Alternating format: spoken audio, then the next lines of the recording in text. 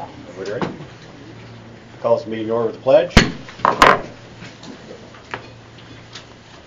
pledge allegiance to the flag of the United States of America and to the republic for which it stands, one nation, under God, indivisible, with liberty and justice for all. Is Don here? Yes, sir. Welcome to you.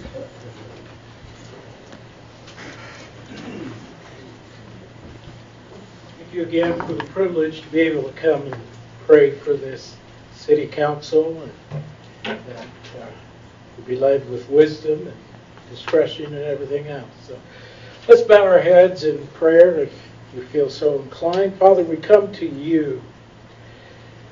And Lord, everything that we do, you said we need to do to your glory, even business. And we just are reminded that a couple days ago, we celebrated 250 years, Lord, of our country. And they said that that is actually a miracle, and to have the same Constitution and so on. But here we are today after the festivities and fireworks and so on, that it's business. And so, Father, we ask wisdom and discernment for each one of those here, and that your peace be upon this town. And guide us, we pray. And we put all this in your mighty, capable hands in the name of Jesus. Amen. Thanks, sir. Roll call, please. Mayor Taylor, Here. Councilor Bolin, Here. Councilor Berger, Here. Councilor Crompton, Here. Councilor Koch, Here. Councilor Schaefer, Here. Councilor Zimmerman. Here. Roll call is complete, Mr. Mayor. Thank you. Welcome, everybody, and thank you for coming out this evening. I have one announcement to make. So, contrary to popular local media release, our chief of police is on an administrative leave. We are looking forward to resolving that as quickly as we can. So I want to put to bed the rumor that the city of Libby is looking to merge with the sheriff's office. That is not the case. We are committed to public safety. In fact, we swore in an officer today. We're looking at rebuilding our PD and keeping us strong and public safe. Moving on from that, we will approve minutes from council meeting 1702. Make a motion to approve council meeting minutes 1702. Second. Is there any council discussion about those minutes? Any corrections? Any public comment on those minutes?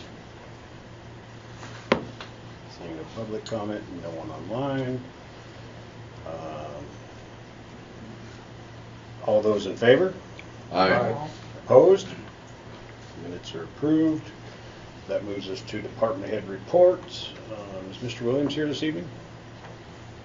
He's on vacation. Okay. Mr. Sykes. Yes, Mr. Mayor and Council, good evening. Just a quick update. You'll see most everything's on the agenda for this evening, but the process for the repair replacement of the northern wall, it's going extremely well. We had our geotech engineers come in and they did a geotechnical survey to give us basically all the horizons of that northern wall, which will help out whatever engineer we get to determine if it's going to be repaired or replaced or if we can reuse that material. That's done. The temporary bridge went in without a flaw. We're actually going to remain renting that from Noble. We actually got his bridge out there because hopefully within the next 3 months we're going to be utilizing it for the repair replacement. So it's actually cheaper to leave it in place than it is to try to mob and demob it. I just want everybody to know how big of a deal this is. We're looking at a 2-year plus project to repair and replace that northern wing wall and fix this dam. And we're on track right now to do it in under a year. So, I mean, thanks to our state and federal partners, ER Assist, to our contractors, to the city staff, to the council for approving everything, to the mayor for making sure everything goes. This is a big deal, and everybody should pat themselves on the back for helping get this done. The next steps is tonight, WWC engineer and aerial engineer will go ahead if you approve them. We'll get them going, and we should be going out for bid by mid-September. I'm trying to get a 60-day turnaround here, roughly, to get it out for bid so we can get this thing going, because the hope is that we can have it repaired by mid-October before the snow starts flying, unless it starts flying earlier than that. And that'll give us the safety that we need to make it through in case we have a large snow load or more storms. So that's what we're going to be trying to get through to there. For the sewer side, we've closed out the preliminary engineering report. Tonight you'll see on the agenda, though, we do have to make a correction to the MSEP funds. MSEP has requested that we do the maximum amount for the CDBG grant that we did not receive. In other news, the bid opening for the spoils project is going to be going on later tonight. That's the National Resource Damage Grant is paying for that. I talked to Cindy, and she'd like us to do a reimbursement for phase 1, which is the hydrology study for the entire area and the engineering plans for actually fixing it.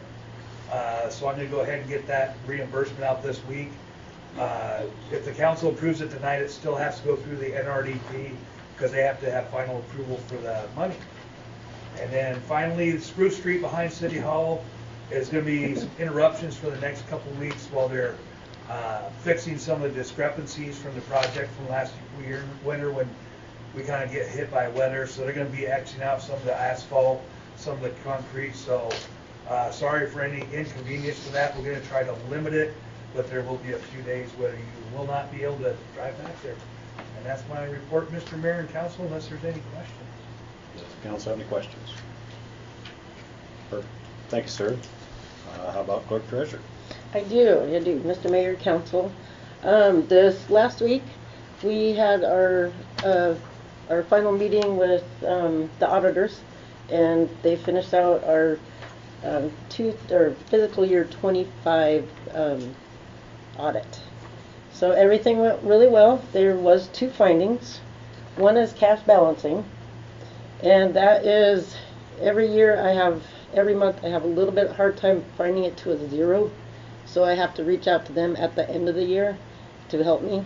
We were actually 3 cents off for the entire year, but I need to get that to a 0. So I'm going to actually reach out to, and I put that because each year we have to put a corrective action plan.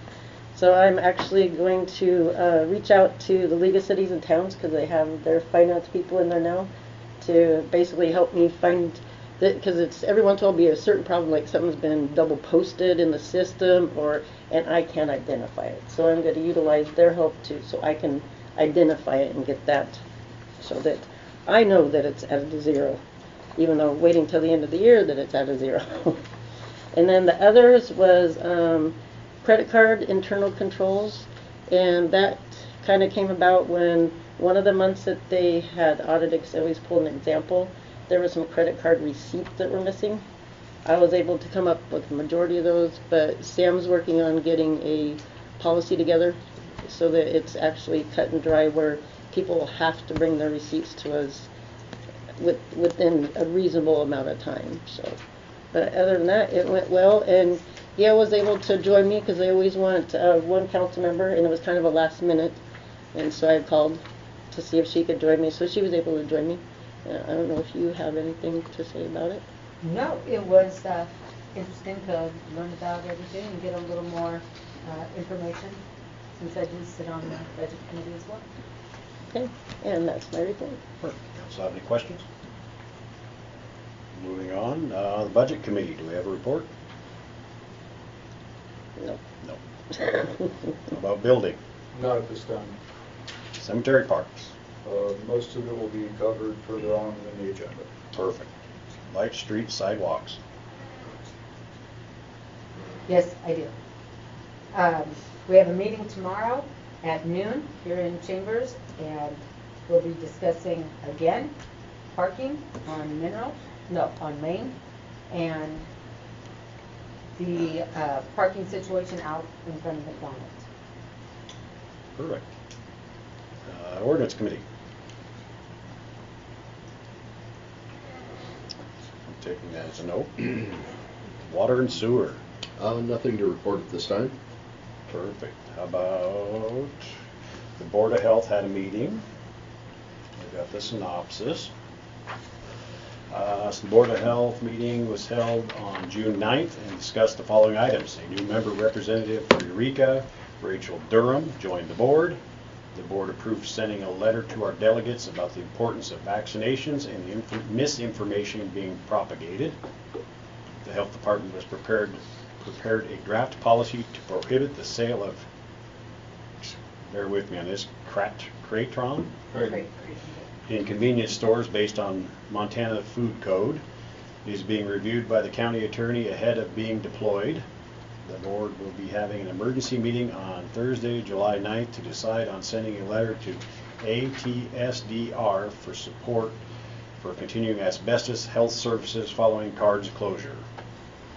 Mrs. Smith was gracious enough to get that to us. Do we have any questions? Yes, ma'am.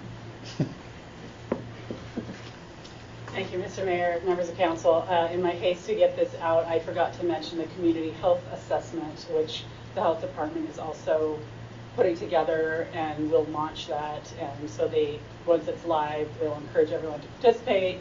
It's just sort of taking, a temperature of the community's health needs, and that way they can sort of target specific programs as needed. So I will forward it to council once it's live, and you can share with everybody. Thank you very much. Thank you. Planning and zoning is on the agenda for later. How about the Shade Tree Board? I have nothing to report at this time. Perfect. That would move us to public comment on non-agenda items. This is the opportunity for the public to offer comments related to issues that are not currently on the agenda that the council has jurisdiction over. Public comment is limited to 3 minutes. Do we have any public comment? Yes, ma'am.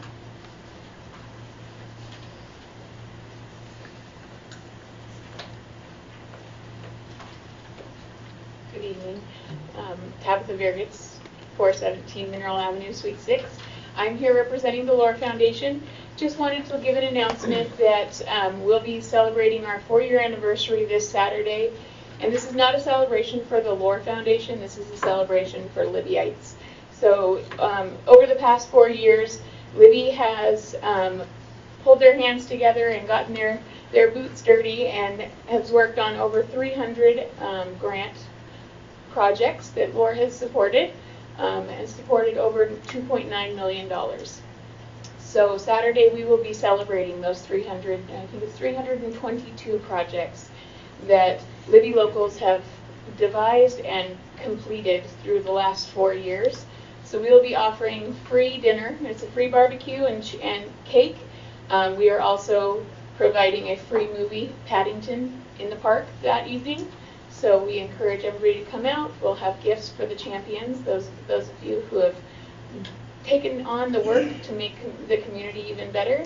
And we invite everyone in the community to come out. What time? Oh, thank you. It is this Saturday, July 11th at 4 p.m. is when the barbecue starts. The movie starts about 5 p.m. in the Fred Brown Pavilion. Perfect. Great. Thank you very much. Any other public comment? Any other public comment? Anyone online? Seeing no other public comment, we'll move on to new business. We have an update from W.R. Grace on their reservoir. Mr. Raines.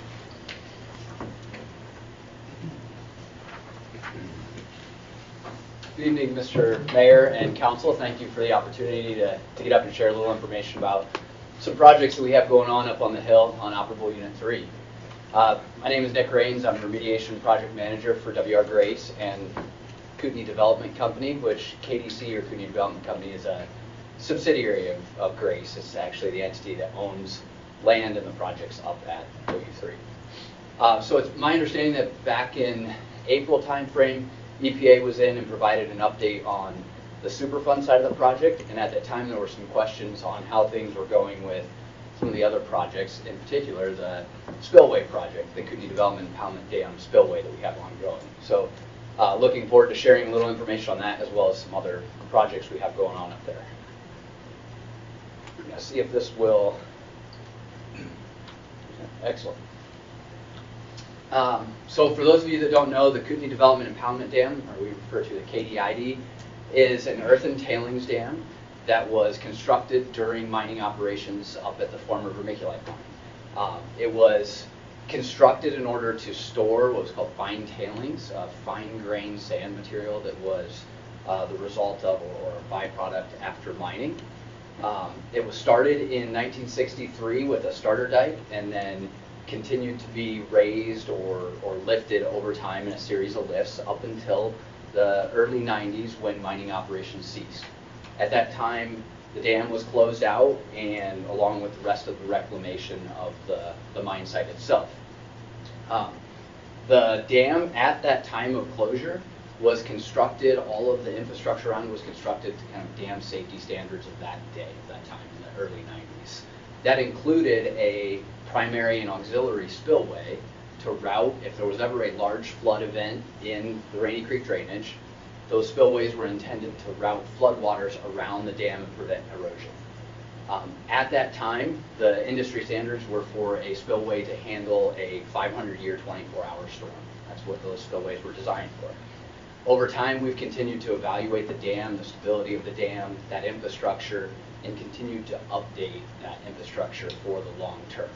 So a large project that we undertook in, actually I'll wait before I get there, a little more information on the dam itself to give everyone a little scale. It's hard to tell by these photos. The dam is about 1,000 feet from side to side, from abutment to abutment, and about 130 feet tall. So sizable, but not a significant dam. So as I mentioned, we continually evaluate the dam, look at its infrastructure, its stability for the long term, and a very large project that we've undertaken is improving the spillway. So we're actually building a replacement spillway to essentially replace both the existing primary spillway and auxiliary spillway. And we're designing and constructing those to handle kind of current day industry standards for dam safety. The difference in that spillway, as I mentioned, the original spillway, the existing spillway, was sized to handle a 500-year storm. The spillway that we're constructing now is designed and being constructed to handle what's called the probable maximum flood. So the largest flood event that can be calculated for this basin, the Rainy Creek Basin, can be passed around the dam safely and protect the dam and retain its stability and durability long term. The project that we're constructing is an open channel concrete spillway. You'll get to see some pictures here in a minute to give you a little sense of scale, but it's significantly larger than the project, or than the spillway that was in place before. It's broken into 3 distinct phases. There was a coffer dam, which for those of you who can't see here, this little dam structure here in front, coffer dam was built in order to protect the project area while the spillway is being constructed.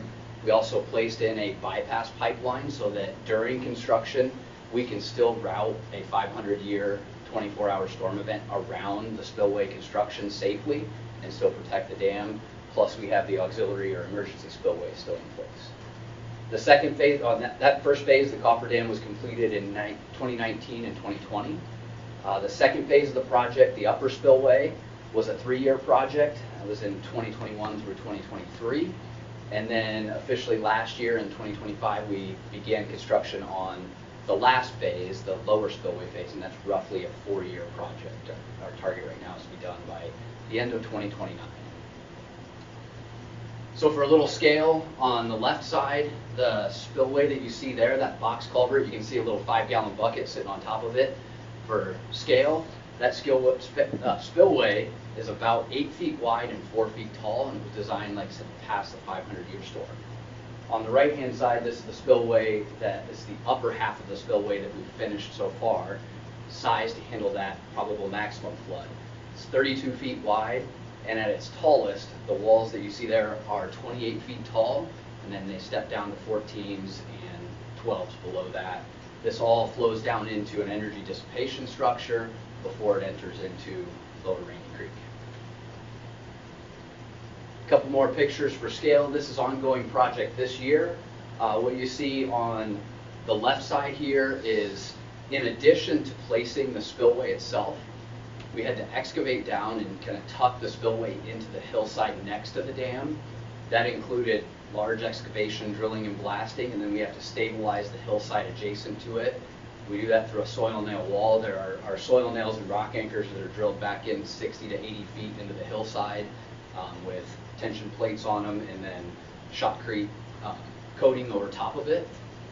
And then what you see down on the right-hand side, this is actually beginning construction of that large stilling basin down at the bottom of the spillway structure.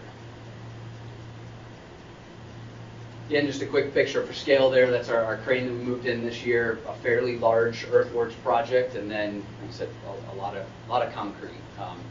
We have a contractor in place now that is Dick Anderson Construction. They worked on the upper half of the spillway with a joint venture. Now working on the lower half as our construction manager, general contractor, partnering with a number of different firms, including local contractors as possible. Questions on the spillway project? Thanks, sir. I got one more real quick one. The other thing I wanted to mention while I was up here is some other projects we have going on the site that folks probably aren't aware of, but it's some forest management activities that we're doing up and around OU3, and we've continued to do over the last several years. We've had 3 kind of distinct projects over 2024 through this year, so far 2026. That's forest management to reduce wildfire risk, continue to reduce fuel load. We had a project up the Kearney Creek drainage along the Bonneville Power transmission line. You can see it outlined there, upper right, where we treated about 135 acres through mastication of all ladder fuels and trees up to 20 inches in diameter. We also did a large fuel break, which you'll see a ridgetop fuel break in just a second here. This last year, over the winter of 25-26, we did a similar project in a chunk of land that we own immediately north of MCAN Village, where we treated about 145 acres through mastication, as well as opening roads, widening roads for, they're closed roads, but for potential wildfire suppression access. And then, as I mentioned, we did clear roads both within OU3 and immediately adjacent to it for that wildfire access. Just a couple quick pictures. On the right-hand side, this is our fuel break that I mentioned running up our ridge line, as well as some fuels and forest management work immediately adjacent to the Bonneville Power transmission line of Kearney Creek drainage. And lastly, this is part of the project area immediately north of MCAN Village.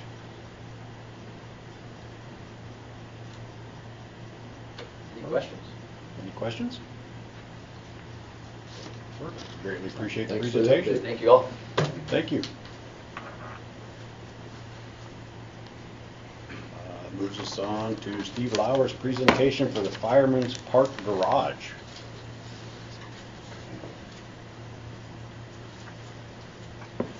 Thank you, Mayor, Council. Steve Lauer, 1004 Nevada, most of the time, but 119 East 6th Fire Station the rest of the time. So, Fire Chief for both the City of Libby and Lincoln County Rural Fire District. Just wanted to recap and review what we talked about here a month and a half or so ago about a project that we'd like to see come about, and that's a storage building at Fireman's Park for our 1954 Mack and our 32 Chevy, which are both City of Libby Fire Department vintage trucks that we use for parades, we use for funerals, we use for fire prevention activities, different things. So right now they're being stored out at the Lincoln County Rural Fire District buildings, but in the last couple of months we've had a proposal where we've been taking on the responsibility of the extrication, which we've kind of done that, but Libby Volunteer Ambulance has had the vehicle, and now we have that vehicle, the full responsibility. So therefore we're having to move some vehicles around, and we just don't have the space to put these things. So that extrication vehicle needs to be a priority. And in that case, we had to move our command center out to another station, try to figure out what to do with our Mack and our 32. So our proposal, after we made the presentation, showed you what we wanted, to assign the Parks Committee to come with us and kind of show us what's going on. We very much appreciate their professionalism they have showed. Asked some wonderful questions, things that we didn't even think about, things that Sam has talked about, things that consideration for doing this. So the proposal that we have, or the request that we have that we've brought to you, is that in Fireman's Park, we brought them there, kind of put a layout of where we want the building to see what impact it would have or wouldn't have of this building. There's been some pictures that we've shown you that Gary Beach has come up with to kind of show you. I believe it's AI. I'm not into that stuff, but kind of a version of what that looks like with the brick front, just similar to what City Hall looks like now. Glass doors, and the idea is to display these two trucks not only it's a storage for them, but it's display at Fireman's Park, which is, that's what that park is for. Fireman's Park is not only the park itself for needs, but we feel like it's a great place to display those for tourism and the public. Take a look at these. It would have glass doors in the front of these doors. Glass in the front of those doors so you can actually see them just driving by. You don't have to necessarily go inside. This was a 32 by 30 by 32 building, I believe, on there. So kind of showed them where that looks like. We're hoping for that support. We've asked for the $10,000 assistance with that. We have a couple other financial commitments to this, but we don't have it fully funded yet. We don't want to put the cart in front of the horse yet. We want to know that where we can do this and what those impacts will be or not going to be financial before we look into a lot of the complete financial package, which we would present once that time comes to do that. And then so approving the location, $10,000 from the Economic Development Fund to assist with this. And then obviously, that, as we all know, there's costs associated with a building. So providing the little bit of power, there's no water to this building, just simply some lights in there and probably a hanging heater in this thing. So not heated or lit full year round. So we're thinking a minimum impact on the electrical thing during the regular season when it's on display. So again, appreciate the Parks Board taking their time and looking to see where that is, and I assume that they'll have some comments on some of the meetings that we've had and what they've looked at. So if you have any questions about what we're looking for or proposing, and happy to answer those now. Does council have any questions?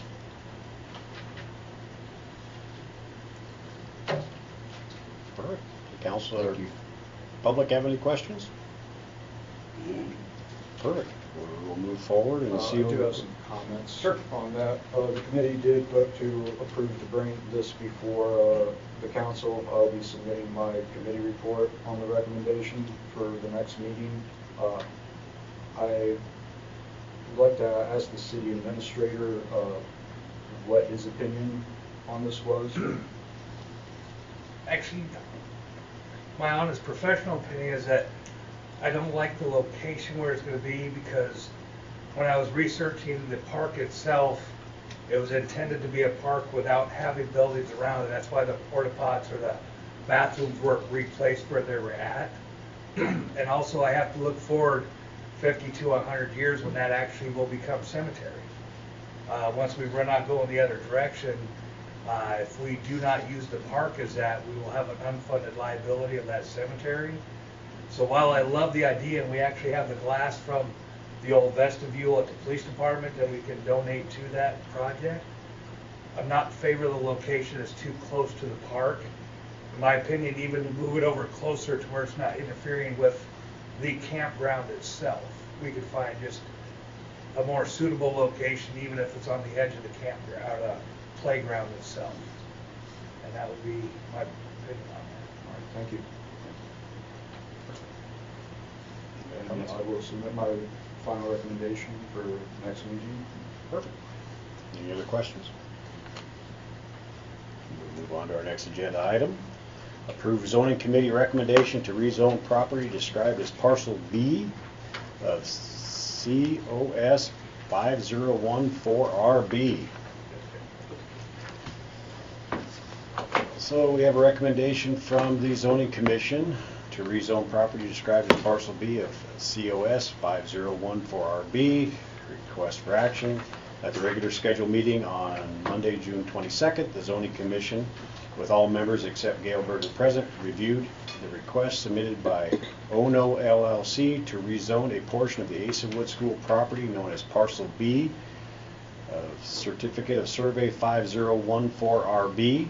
Generally, the Asa Wood School property has been privately held for several years now and is undergoing redevelopment. A new building has been constructed. A new road is being built to connect Nevada Avenue to US Highway 2. And on a specific parcel in question, the old elementary school has been demolished. The commission recommends the commission discussed the pros and cons of the request and came to the conclusion that the parcel in question was appropriate for the rezone based on several factors. One, Idaho Street is wide. offering space between residential A across the street, portions of overall property on zone highway commercial, which make the residential business zone for parcel B a transition zone for modest intense use between fully residential and fully commercial. Residential business will accommodate more dense housing opportunities. A business that may want to locate to residential business district must be approved by council and are subject to conditional use review criteria and process. The application representative Tina Oliphant was in attendance to answer questions. The commission primarily concern was the speculative nature of the request. The applicants do not have an overall development plan to envision the build out of anticipating mix of use. So that is our recommendation. You guys should have a petition for rezoning and annexation in front of you. Making motion to approve the zoning committee's recommendation to rezone property described at parcel B of COS 5014RB. Second. Is there any council discussion? Is there any public comment? Public comment? Is no one online? Ms. Smith, do you have anything else to add? Thank you, Mr. Chair, Mayor. The only thing I would like to add is there were 2 requests that came to the Zoning Commission, and the Zoning Commission, I think, is tentatively scheduled to meet next Monday, provided we have a quorum, to discuss the other parcel that's adjacent to it and what the zone should be. So this was the one that they decided on. Perfect. Thank you. Mr. Mayor, if I could clarify, it's next Monday because the 20th was announced, but I think it has. Because of the I same said night. next Monday. Okay. On the record. Perfect. Any other questions? So all those in favor? Aye. Opposed? Motion carries. That moves us on to approve chainsaw carving championship request. Anyone here from the chainsaw carving? Here we go. Yes, sir. Thank you, Mayor and Committee. Eric Fund here, President, Cootie Country Montana Foundation, Brent Lane, Vice President. We submitted a map that looks similar to last year. I believe we're asking for a block to the south in addition this year. Brent, can you speak to any project issues? So basically the map we're asking to change, we're not going to go down to the cul-de-sac by the railroad tracks. We're going to end at the Thriftway store, coming up, go into Post Sam's, half a block, come back out, come all the way up to the pastime block, end before the street, so that street will stay open so we can have flow in and out there, because we're going to have a truck and trailer that for hauling sawdust and big pieces of wood so he can come and go, and then come around, take out all of the VFW in front of VFW, because we're going to have food vendors in the empty VFW parking lot, and then all of our bleachers. Auction will face towards the center of those streets, facing towards Post Sam, and then we'll have porta potties at all 4 entryways, and then we'll have porta potties in the food court, plus we'll have the, I guess I can't say, the accessible one? Accessible one will be up on the pavement towards the pastime for people that need assistance, and then there'll be hand wash stations as well. Then we're asking for the open container variance for the time of the carving till 6 to 7 p.m. and then we're going to have the no dogs posted again, but you know how that goes. People always seem to want to change. And then the morning of the 9th at 7 a.m. talked to Justin, the street division person, and he's bringing us, and we're asking to block the street at 7 a.m. on Wednesday, keep the streets blocked until the 13th at 10 p.m. And then like last year, I had dumpsters at all four corners again. We were dumping the city garbages plus our own garbages in the dumpsters every morning, so we started fresh to keep all the garbage out. Make a motion to approve the chainsaw carving championship with the newly added street closures. Second. Any council discussion? I just have one question. In your drawing here, you actually have the dumpster blocking 3rd Street. Is that incorrect? Nope, that'll be correct. 3rd Street will be blocked. Yeah, Okay. I think. Oh, He no. might have. No, this is only way we can fit it onto the screen. So the street, it'll be pushed inside, so that street So will. 3rd Street will be open for the hospital? Yeah, that'll be open. The other street will be open. It's just the way we have to Okay, put the circles and squares. Gotcha. On it didn't cooperate quite well enough. Yeah. Any other But I will, questions? like I said, I got, at the end of the thriftway, the truck and trailer will be inside our barricade, so when we're moving equipment, we're not exposed to the public. We'll have skid steer going one way, tractor with a bucket going the other, and then those truck and trailers will be, of course, leaving, when they get full to go to the dump, and then come back. But we're staying within Your barricade. the confines. We'll have tape, like we did last year. We had cones, weighted cones. We just taped it all off, so people have to stay on the sidewalk to travel. Perfect. Any other questions? Any public comment? Seeing no public comment, all those in favor? Aye. Opposed? You have your request. Good Thank you, luck, sir. and I hope it's Thank another you. wonderful We year. appreciate it. Please come to the event, everybody. Oh, yes. So then we have an introduction regarding proposal of a 5,000 square foot full skate park at Fireman's Park. We have someone here for, there we go.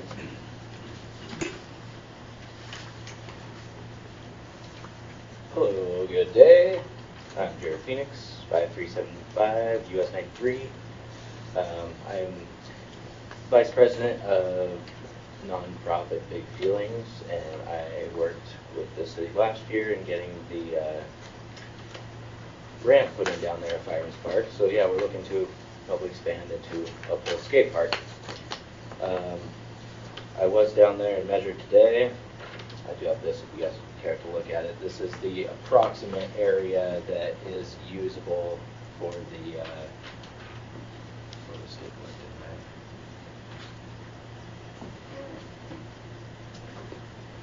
park. So basically, I have already spoken with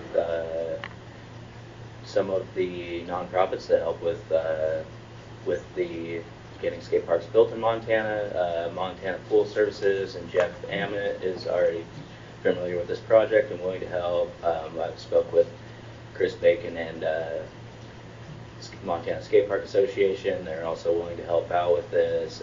I have some other fundraising plans that are brewing, just kind of waiting to get the go-ahead. I've already been in contact and had meetings with Dreamland Skate Parks, and they are extremely excited about the idea and want to be involved. I've also had Mrs. Gurgetz has volunteered to help out with grant writing to apply for more funding from some of these other organizations that help out with skate parks. Yeah, basically, we've got everything pretty well lined up and ready to go. Just need the go-ahead for the use of land from you guys and to take it to the next step. So I'm hoping you all are willing to approve that for us. I did go and measure today. 5,000 was a rough guess. I did from the fence to the very northern point that it shows on there was 135 feet, and then to the water spigot from the edge of the park was 60 feet roughly. So, but not all of it is usable space because of trees in there too. So it could possibly be slightly larger than 5,000 granted we were given the space. Just to throw that out there, but. Perfect. Does council have any questions? Just if we need to make a motion to put it in Or parks, just or- on here to introduce? I knew introduction, but I didn't know to put it into the committee, or? I would think we could do that with you, okay? Yes, I can schedule You want to accept a it? committee meeting. I'm glad to see this happening. Thank you. I had a feeling it was gonna happen with the last project and hoping, so. Yeah. If you'd Good like job. Thank you, guys. to come in, I could help you correlate that to the existing plan on my computer, if you could stop in, or if I could get that. I could throw it together for you and the committee. Okay, cool. Or if you'd like, I could email you and stuff too. I'll get information from you before I take off here. Nice. Do we have any public comment on that? Kemper? Thank you very much. Thank you. Jennifer Nelson, 1026 Washington.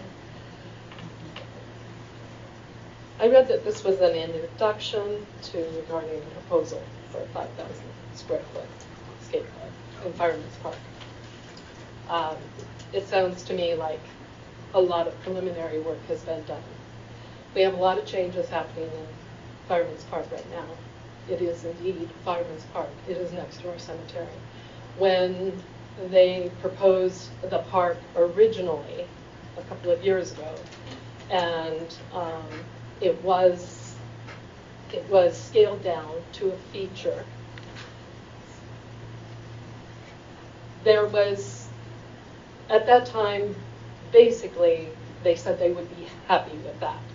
And now they're looking at a 5,000 square foot skate park. That area is used by a lot of people. That is used for reunions. It's used by families picnicking. It's used for birthday parties. And I think with the value of our parks, it has to be something that is an invitation to a lot of different groups. I think I'm not against a skate park, and I said this before. I think the location is a poor site. The day they dedicated that park, they had loud music, or the skate feature, they had loud music that I heard at my house over by St. John's Church. And they never requested a permission to do what they did. And in my mind, that is a problem that you're going to be dealing with if you have that skate park at that spot. That is next to our city cemetery. I would like to see or hear from Mr. Phoenix if they've entertained any other locations. And if they have not, I would suggest that they look at the property over by the tennis courts. Because as I said, I am not opposed to a skate park, but I am opposed to losing valuable space that families use and has multiple use to pare it down to a very specific use, especially at 5,000 square feet. Thank you. Any other public comment? Mr. Orr? Mayor and Council, DCR 1117 Nevada Avenue. A lot of water under the bridge. I don't know if I'll have all the dates correct, but in the late 90s, we built a skate park up by what was Merritt's on, golly, would that be Louisiana Avenue? Utah. Anyway, and that was all done by donations from the public. And it was highly successful. I had a nephew that was a skater dude, and he found his niche in that. Fast forward to 2006, 2007, I was working for the college's building trades program, and they bought up that property and built some houses. They had students build houses, and they funded the building trades program with the sale of those homes. One of the parcels included the skate park. And there was quite an outcry that they were going to destroy the skate park. I eventually did demolish the skate park. The city promised that they would replace it. And people have come to the city over the years multiple times looking for a place to do so, and looking for the $8,000 that was realized out of the sale of that property and promised to the people who wanted a skate park. The $8,000 disappeared. They looked at several different places. Between Highway 37 and the Babe Ruth ball field was one that was scrapped because there's some utilities under it. Could have been worked around. The bottom line is the city promised to replace that. It's a very valuable asset for a certain niche of kids. It gives them a place to do their thing and become part of something that's bigger than them. Helps them to form their character. I would urge you guys to hold up the promise of a previous council and give these guys a place to do that. Thank you for your time. Thank you. Any other public comment? Yes, ma'am.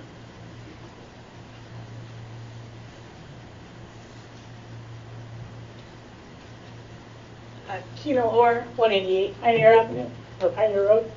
I have a 14-year-old grandson that utilizes the skate park.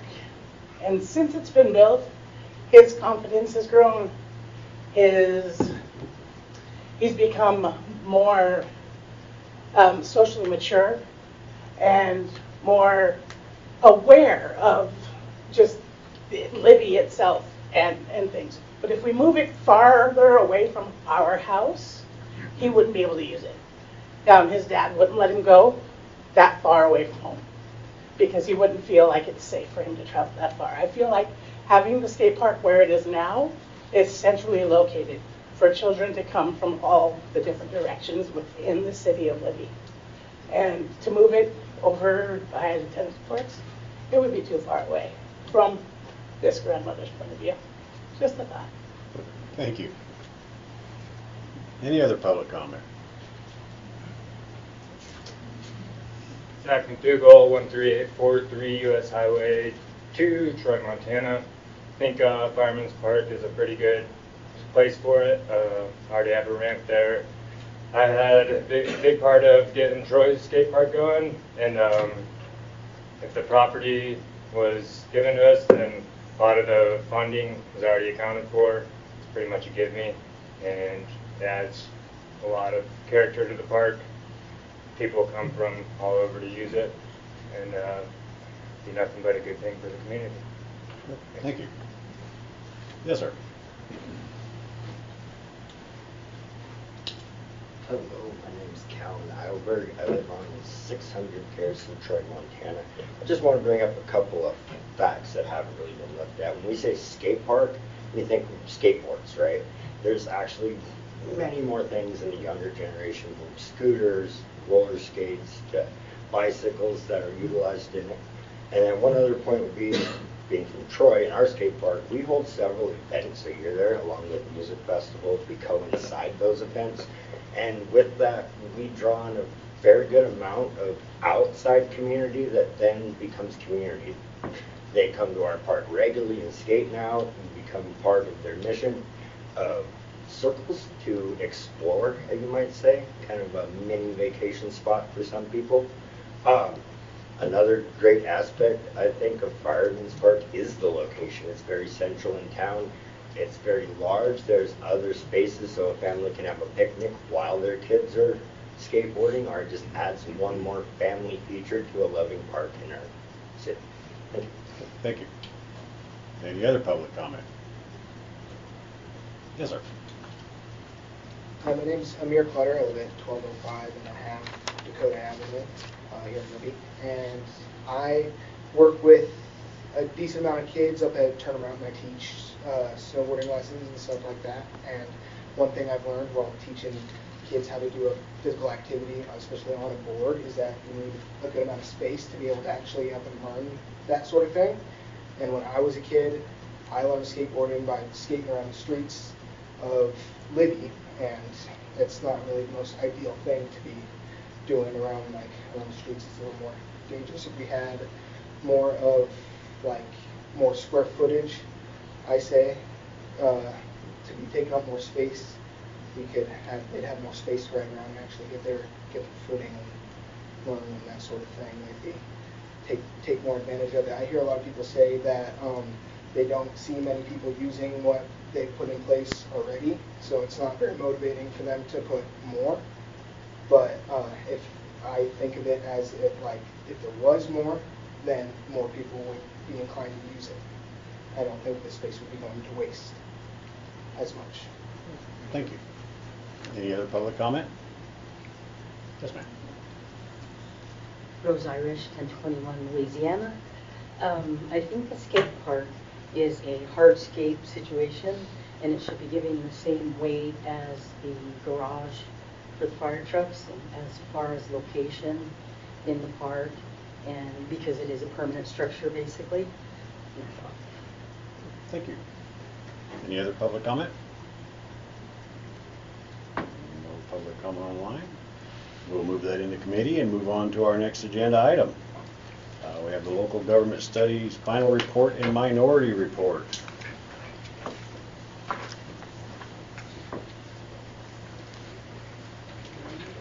Thank you guys for coming. Thank you. That emptied the room. So in front of you should have the final report and recommendations of the majority of the City of Libby Government Study Commission.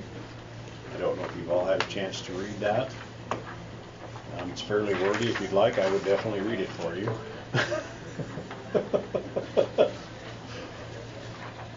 Is there any interest in that, or are we good to go? I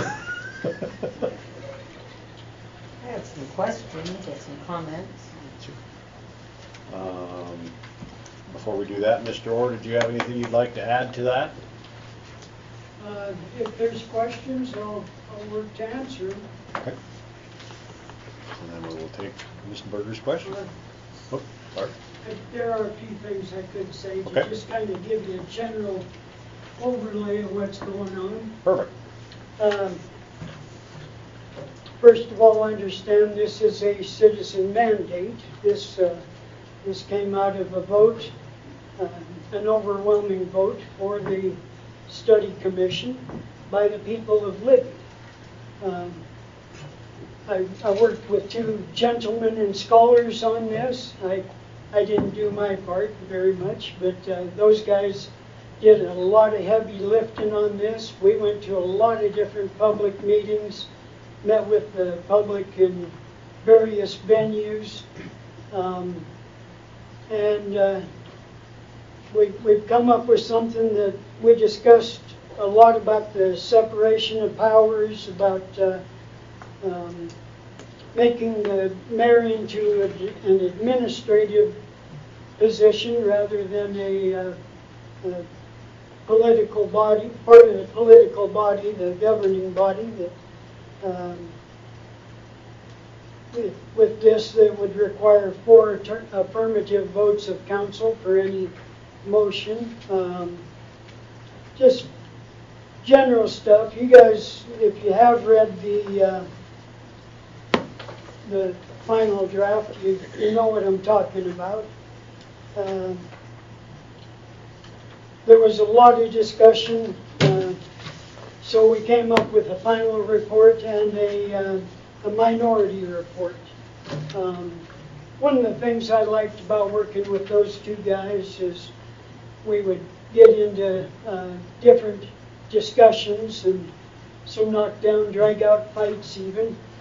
And we always came back to, well, what do the people want?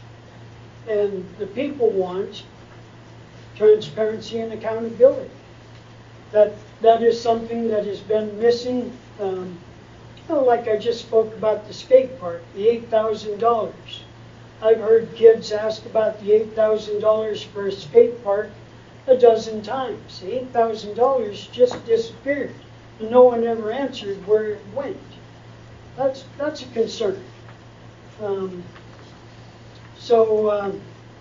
We have a minority report that basically, John can speak for himself, but basically John was just saying we need to let them know we looked at both sides of this. And so he gave a minority report saying that things are pretty good. He wouldn't change much. I do want to thank the mayor, who was our ex officio for a period of time, and Ethan Cope, who is our ex officio now. They both put in a lot of hours on this and spent a lot of time with us. We may have argued a time or two. We came up with what is best for the people of Libby.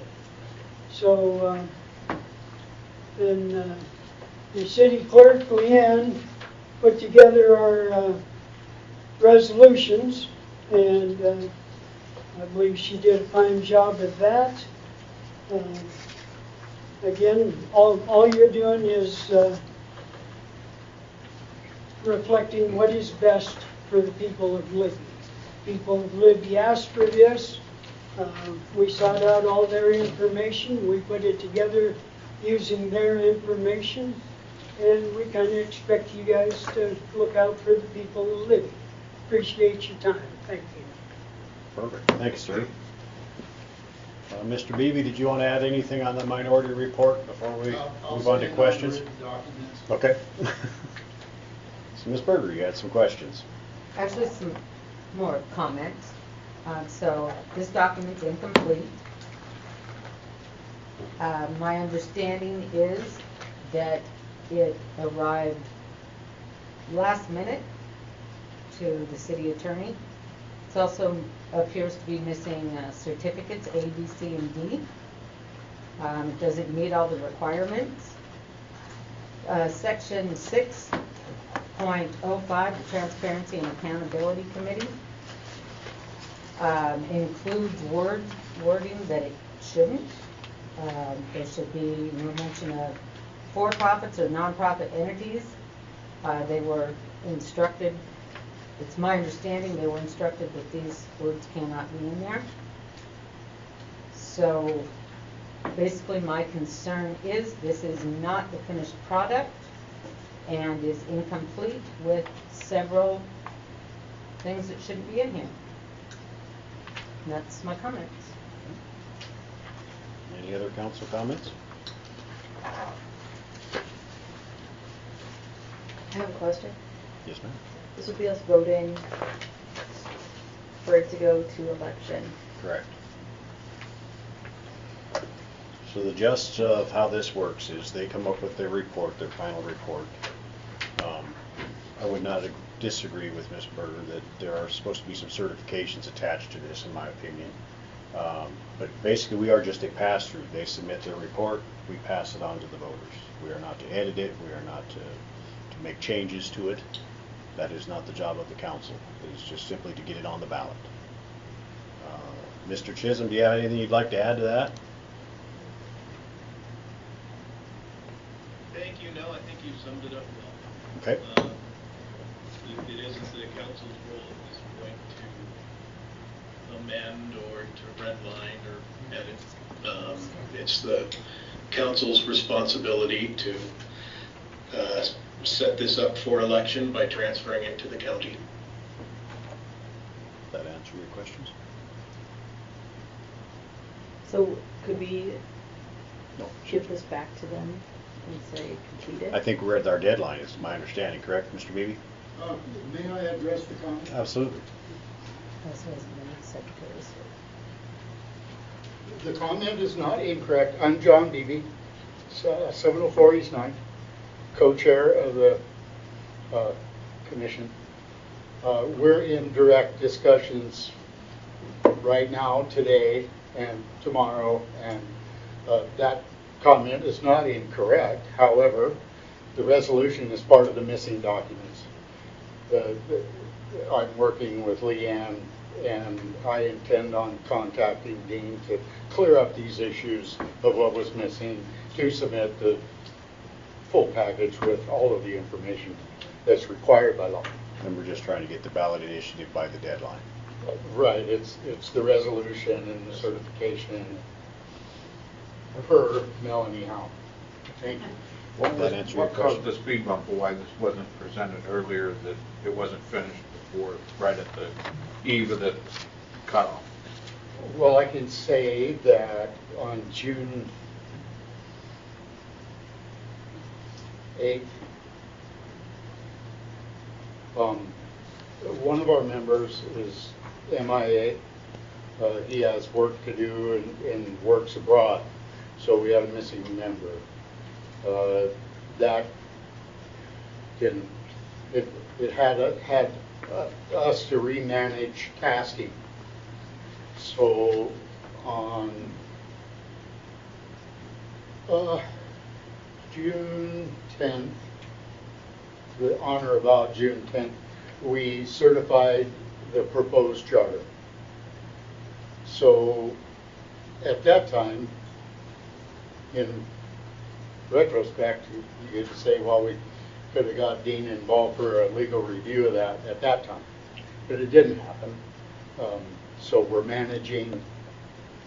The critical thing was I spoke with Melanie Howell about the cutoff date of putting in the resolution and paperwork for a ballot, and that was given to me as July 8th. The commission continues until after the election, actually. The final report, the requirement by the statute is the final report, the recording for all of that with the Department of Administration is 30 days after we accept the final report. We accepted the final report on Wednesday, July 1st.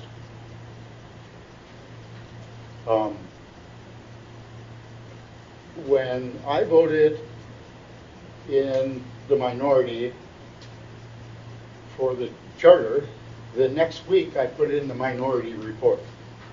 So I voted in the minority, I put in the minority report. The majority report wasn't filed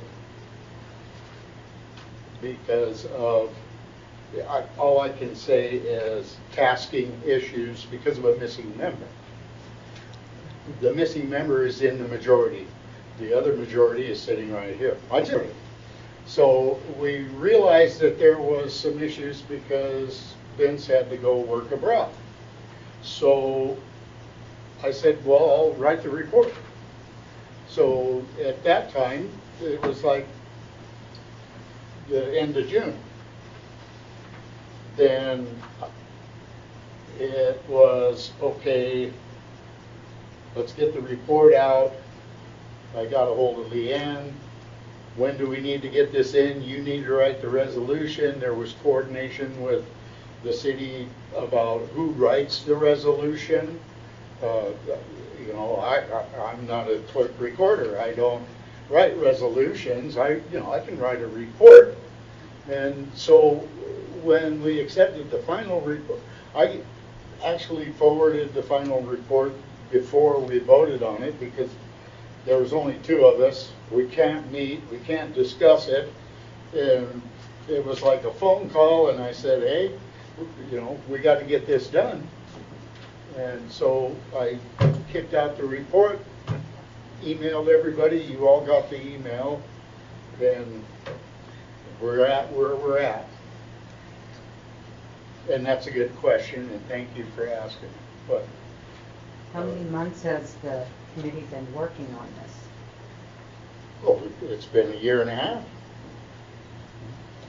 And, you know, I'll add that during that, in the beginning of this, a year and a half ago, I asked for partnering and cooperation, and it didn't happen. And I think that if it would have happened, it would have went a lot better. But that's just my opinion. I don't want to, you know, as I said in the report, When I consider the entirety of the circumstances here, I think we're all doing well. The most important thing is to enable the citizens of Libby for self-determination by the self-governing charter. If they want this charter, they'll vote for it. If they don't, they won't. So what's wrong with giving the citizens of Libby the right to choose? It says in the Constitution to do that. It says in the state law to do that. They voted for it. I hope that we can all agree that why not give the citizens of Libby the choice, one way or the other? Absolutely. Thank you. You still had a question. I didn't mean to cut you off. Yeah, if you have a question. I just want to be clear because I'm just struggling with this a little bit. You want us to vote on this today, but it has the potential to change tomorrow. Well, no. Basically, no. What we have to do is finish the paperwork. They have to have the certificates. But by your own admission, you said that her comments were not wrong, that she said there's things in here that shouldn't be. So the wording's going to change. No.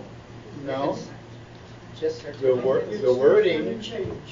wording is construed by individuals in a different fashion. It's comprehension. One person can comprehend it one way, one person can comprehend it another way. My point that I made was that was approved at the beginning of July, and the comments from the city attorney didn't get here until yesterday. And so I will acknowledge, the attorney has, a perspective, and he made his comments. I would certainly say that, the comments are rational and fair, but if you could read and comprehend that in a different perspective. And I don't believe that if we put it on to the ballot, the final report in the charter by law, I think, is supposed to be presented by 30 days before the election. I believe that if we work together, we can take care of these discrepancies and different perspectives. And if we have to change this or that, what's important is that it's presented to the people in the final copy so that they can form their vote on what's going to be there. At this point, we're saying this is what we have. We submitted that. There's been some discrepancies pointed out by the city attorney. That doesn't mean we're not going to present it for a ballot. That means that we may have to look at it, and when we publish it to the public for a vote, then it has to be correct. I mean, it's basically there. All we have is yesterday a discrepancy come up that was pointed out by the attorney. We haven't even discussed it with him yet. I haven't. Leanne hasn't. We haven't. He had stated in his email he made markups on the PDF, and I haven't even seen that yet. So, I think the resolution as far as that goes is, hey, here's our final report, here's our minority report, here's the charter proposed, let's submit it to the people for a ballot. If we have to scrub some language because of a legal issue, I believe we can all work together on that. Shouldn't that have been scrubbed before it was brought to us? And I understand. I just said that it should have been, yeah. I understand that we have to rubber stamp this and send it to ballot. Our hands are tied. The problem, from my point of view, is a lot of time was wasted. We were presented with an incomplete document, but our hands are tied. Well, so Mr. Chisholm, please correct me if I am wrong. So one of the issues that is in the ballot, or in the final report, that is causing some issues is the ability for the Transparency and Accountability Committee to review complaints, ethics violations, and mismanagement of city officials and employees. And in the final report, it refers to nonprofits and profits. That is not in the resolution. The nonprofits and profits is not in the resolution. It is not in there. I know that's one area of contention. But basically, this is just a rubber stamp to pass this through, and we can do it with the amendment that the certificates A, B, C, and D are completed to be filed. We can make that. We can make that recommendation because that is a state requirement. Yeah, I will agree with that. I think that sounds good. Is that correct, Mr. Chisholm? That sounds right. The territory isn't well charted. But again, I think what we've summed up is that our job tonight is to push this forward. And there may be the room for legal challenges based on the procedure. That's possible, but that isn't necessarily anything that we can or should deal with tonight. Perfect. Thank you, sir. Any other council questions? Any public comment? Yes, sir.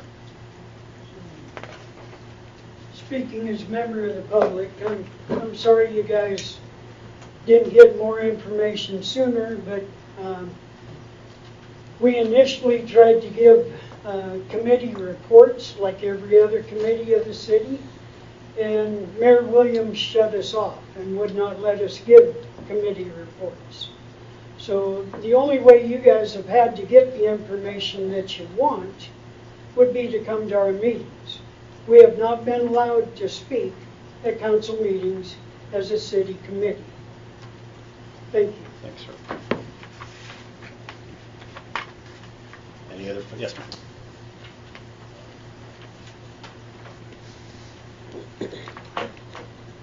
Jennifer Nelson, 1026 Washington.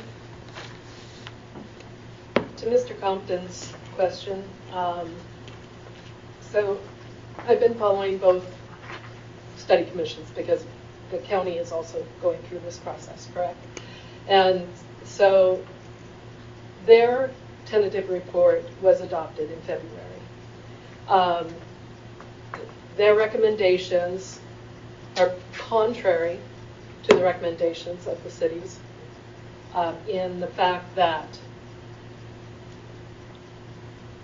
this, the city study commission is recommending partisan elections.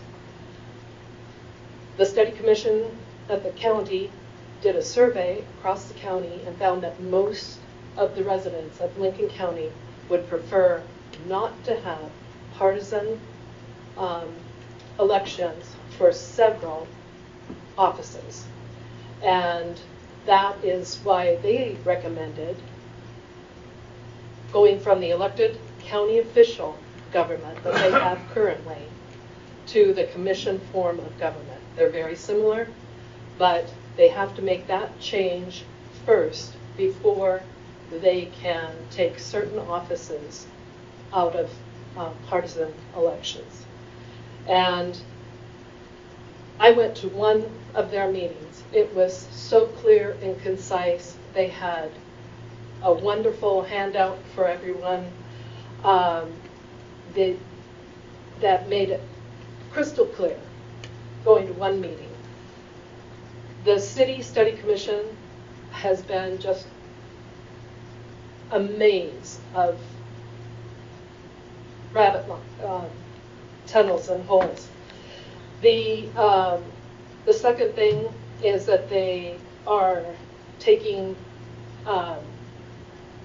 the elected official is, while you're all elected, the mayor is elected for 4 years. And as a resident, I want to know who's running this council. I don't like the idea of a chair presiding. And I would like to thank John Beebe for the thoughtful minority report. And finally, I would like to ask the commission, or the council, excuse me, to vote against the adoption of this resolution. Thank you. Of the amendments. Any other public comment? I could correct something there. Again, apologize we weren't able to discuss this with you guys as committee reports, but what we are doing with the mayor is making him more an administrative position. He'll be running the city, and everyone will know he runs the city. Thank you. Any other public comment? Seeing no public comment online, I would entertain a motion. Motion to approve the charter amendment election 2071. Second. Any other council discussion?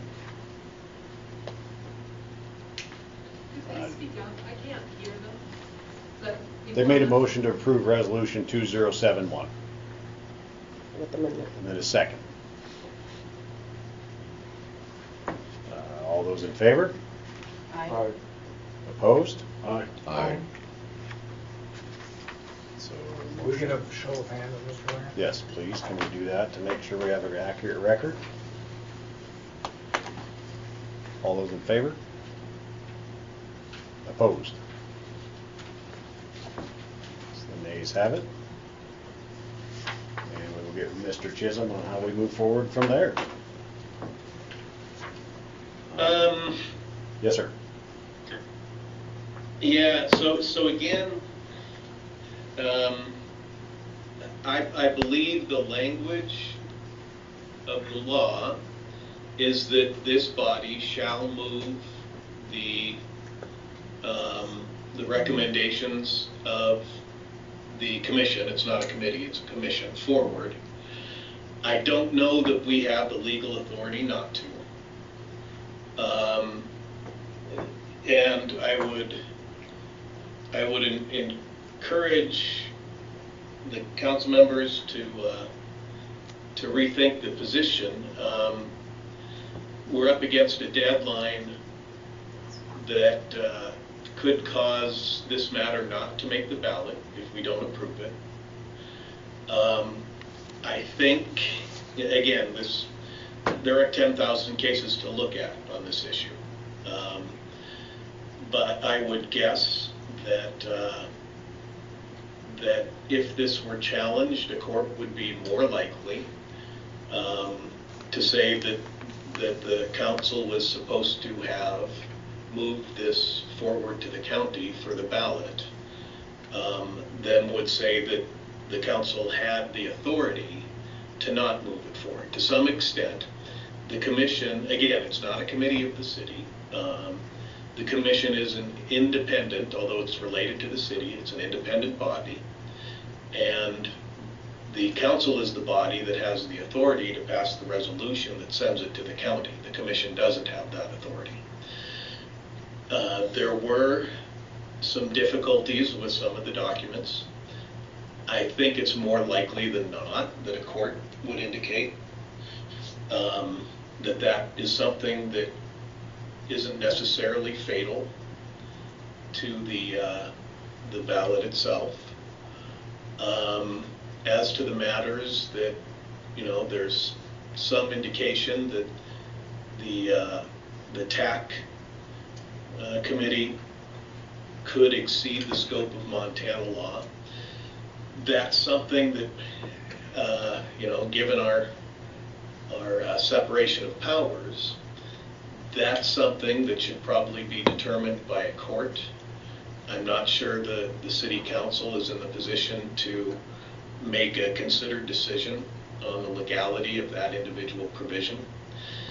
That individual provision could be challenged in the courts prior to the election. It could be challenged after the election. But I hesitate. I've been doing this with you folks for not quite a decade. We're getting close, and I hesitate to try to influence a vote in any way. But I do have concerns in this case that we lack the legal authority to not move this thing along.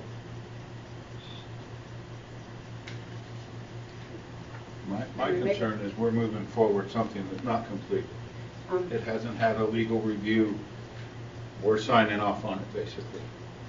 Well, the voters voted for this to be put on the ballot.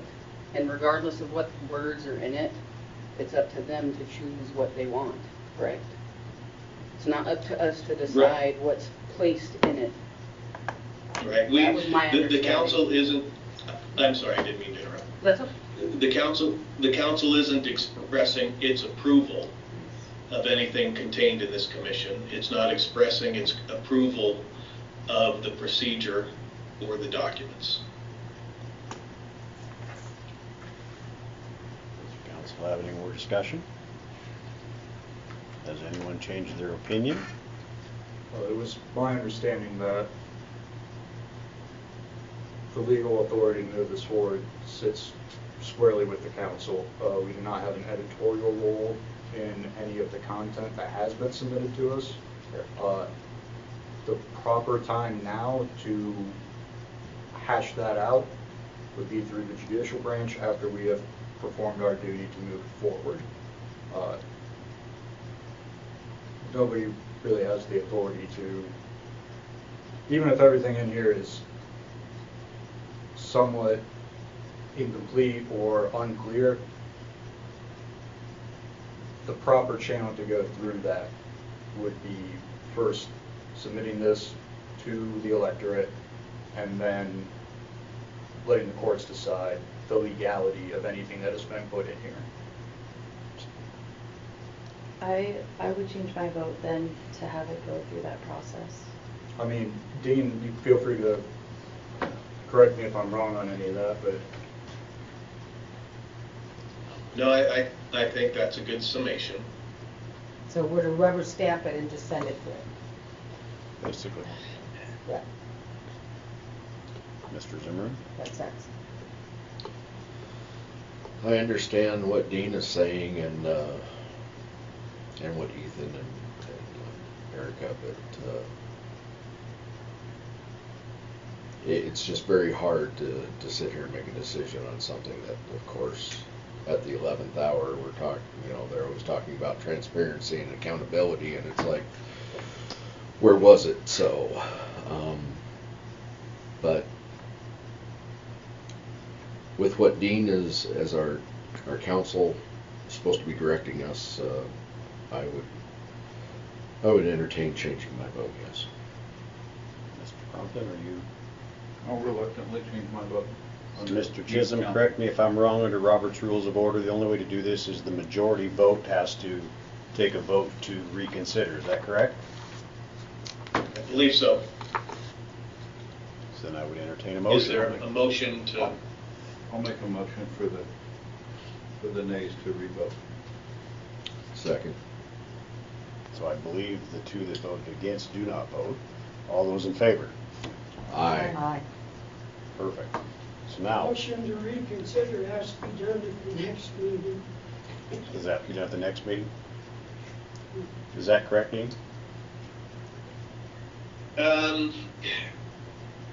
We could get into a lengthy discussion of Robert's rules, and I think we could have viewpoints both ways. I would be comfortable proceeding as we have. I agree. Already. So then I'll entertain a motion to approve Resolution 2071 as written. I make a motion to approve resolution number 2071 as written. Second? Any public comment? Yes, sir. So, the attorney did say something about the TAC committee being out of scope. The TAC committee is modeled under 7-2-144-5A. You guys can create a TAC committee on your own without us. You guys could have done this, city could have done this years ago. It is fully authorized under that law. I don't see where you guys think there's a discrepancy. The discrepancy comes in the addition of nonprofits for-profit entities, which is not under city employees or elected officials. That's an added line that was added by your group. Oh, something that slipped by. Okay, gotcha. Thank you. You bet. Any other public comment? Yes, ma'am. Rose Irish Den, 1021 Louisiana. As a citizen of Libby, watching this go on for a year, I appreciate it very much if we move forward and we get this over and taken care of so the people of Libby can vote on it. Thank you. Thank you. Any other public comment? Seeing none. All those in favor? Aye. Opposed? There we have it. Resolution has passed. So that moves us on to Resolution 2070, MSEP Commitment of Funds. Mr.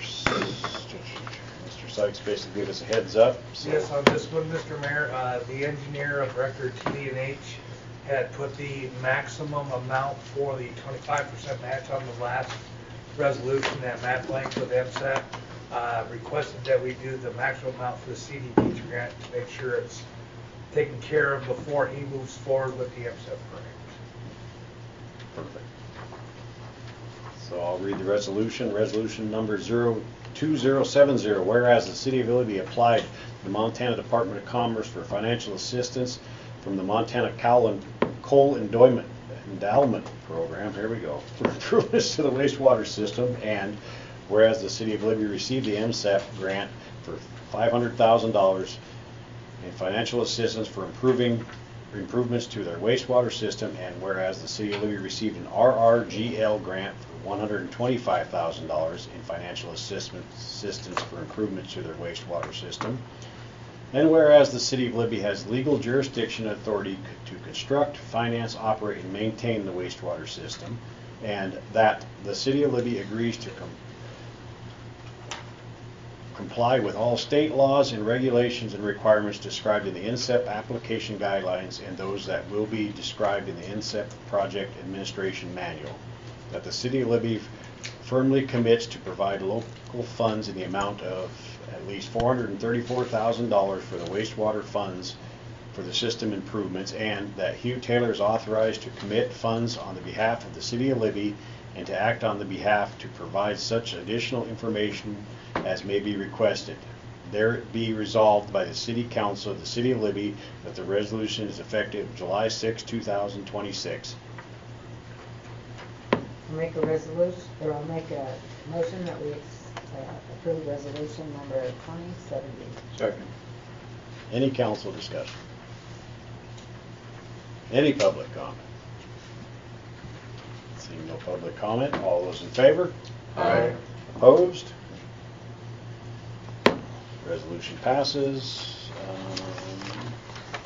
Let's see, we have approved CHS Montana West propane bid, but I don't see the bid.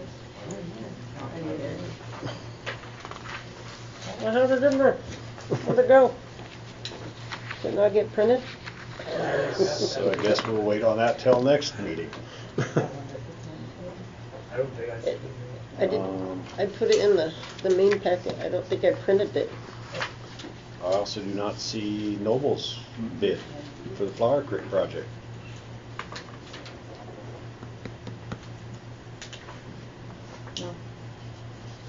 No, the reclamation project. Isn't that the one that you have? Oh, it's right here. Oh, you have it? I don't know. Maybe I'm just missing it. I don't have either. Either one of them. Oh, no, this is for These are the last two. WWC. We're missing 9 and 10. We've got 10 and 11. Or So I 11 and guess we'll 12, have to excuse take me. care of that. Is that going to put Noble behind? Sam? The waste, water gravel, that's the spoils pile, right? Yes. No, the spoils pile's fine to it. Okay, perfect. So that moves us on to approve the WWC Engineering and Dam Certification Engineering Firm for Disaster Recovery Project. Should have- And what happened is, Mr. Mayor, is that we personally invited several engineering firms to apply for it. Great West was one and WWC was one. because of the shortened timeline of 60 days that we're trying to give to them. Great West Engineering came up, we had some great conversations. They ended up calling up when I was up Borland Creek and letting Gary know that since WWC had more familiarity with the project, with everything, with the timeline, that they would not be submitting. So when it all came down to it, we only had the one submission from WWC. So I would entertain a motion. Make a motion to approve WWC Engineering as dam certified engineering firm for disaster recovery project. Second. Any council discussion? Any public comment? Seeing no public comment, all those in favor? Aye. Opposed? Motion carries. That moves us on to approve the dog control agreement with the Lincoln County Sheriff's Office. This contract is exactly the same as last year, except for there's been $2,500 added for the spay and neuter clinic. This is something that the chief of police was looking at possibly having the PD doing, and maybe contracting with outside entities, but we were unable to get all that information prior to the contract needing to be signed for this year. So we'll look at that for next year. Are our officers, the city of Libby officers picking up dogs and doing the majority of the work, like 82%? That's to be determined. To be determined. I was so we're told, just going to roll with this and well, I address was it told next year. I was told that from one source, and the other source contradicts that number.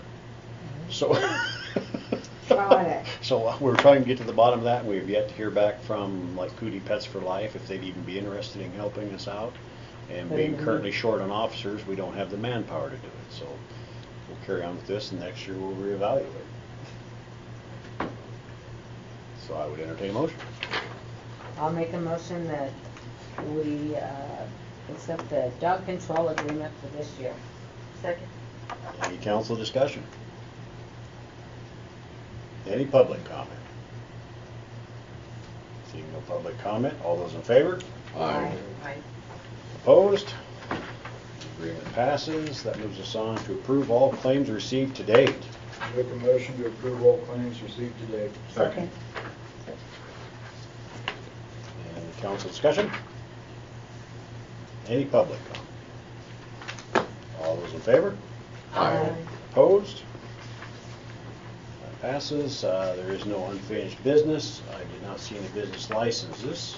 So that moves us on to general comments from the council. Does the council have any comments?